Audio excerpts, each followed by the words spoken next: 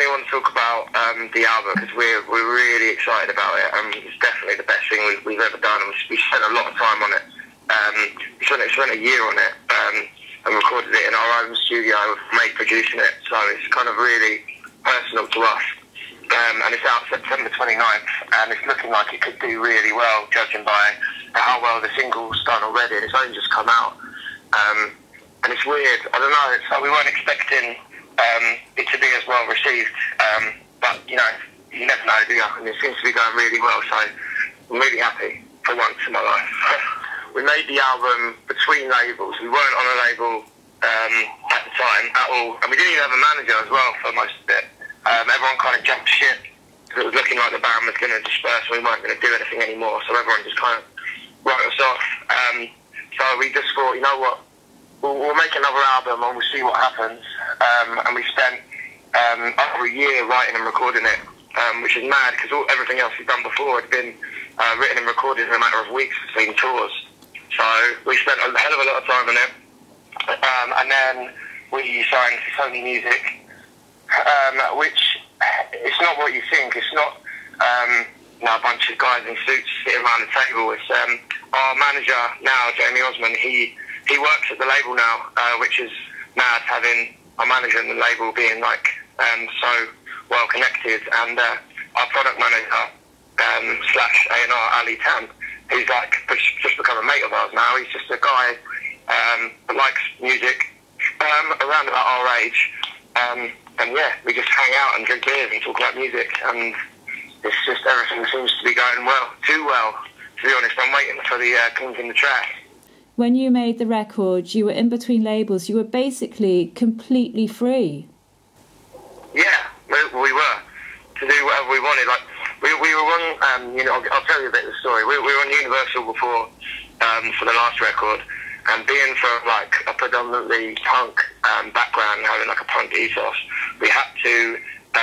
For us, it's just like fucking someone's going to offer us money, we're going to take it. You know, it's more fool them. And we kind of had to make an album that was pretty much not the same, but really similar to what we were doing before. Through fear of having the whole, oh, you've just signed to a major label, you've sold out kind of thing. So we released an album that was similar to what we were doing before, didn't really sell. And which is, I who gives a fuck if it sells or not, you know. If people are downloading it, as long as they're listening to it, I don't give a shit, man.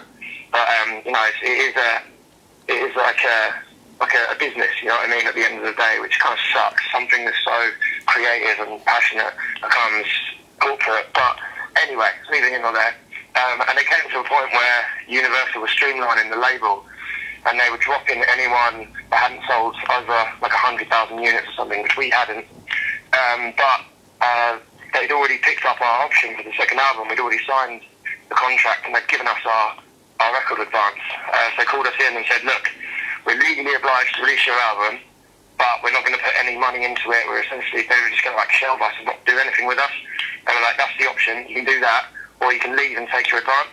And we were like, see you fucking later. Took the money, left, built a recording studio, and wrote this album, and then signed to another label, and we're back with a vengeance. We've got something to prove again. It was a really tough time, to be honest. It was a big strain on our friendship. Because we were a really tight unit. We're like best friends. Me and Ed live together.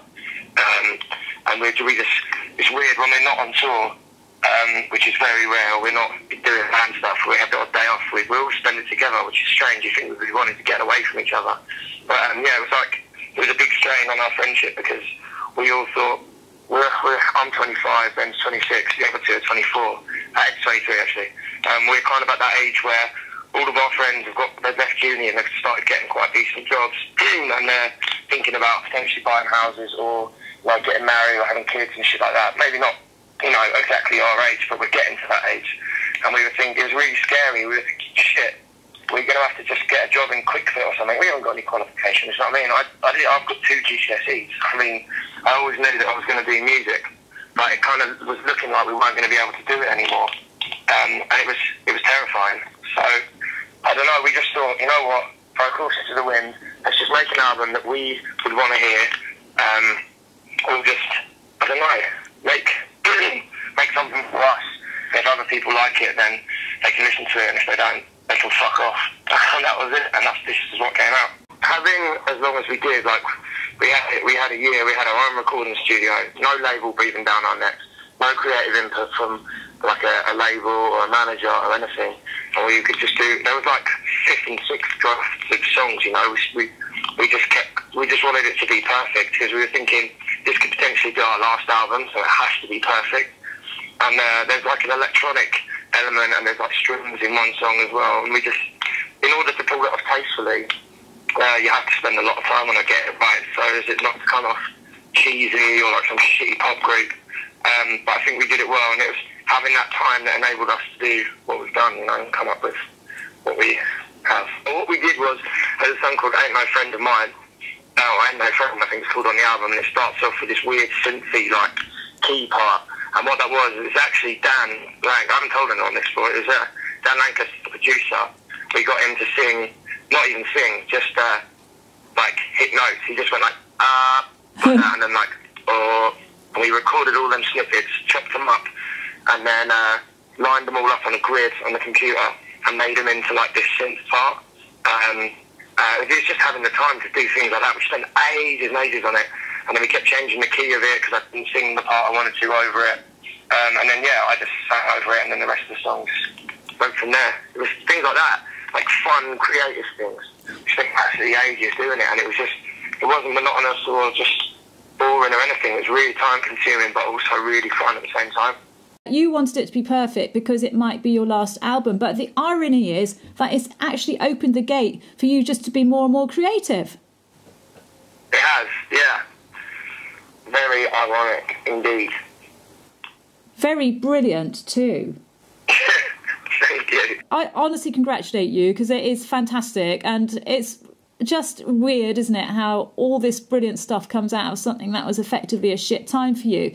Yeah. What would be your ideal gig, and then what is your ideal collaboration? My ideal gig would be to a few of my friends in my mum's garden at my mum's house, which is where I am right now. I came over here this morning to do these, shirt off in the sun, with an acoustic guitar, a few beers in the sun, and just bashing it out and having a laugh, having a good time.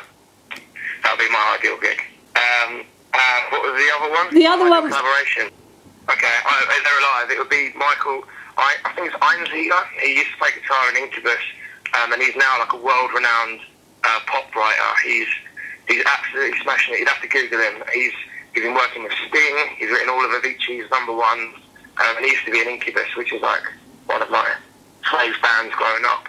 And he's like a really, really great guitarist. I'd love to just work with him and just pick his brain and see what we come up with. That would be good. You know, you're at your mum's house to do these interviews, which is also very telling.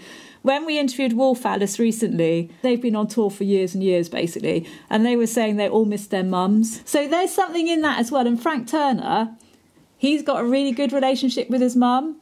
I've got a good relationship with my mum. I'm not ashamed to say that. That's why she's like, you know, I'm out of her, didn't I? Used to live inside there. All right, then. Thanks a lot. No, thank you. Thank you. Bye. All right, bye.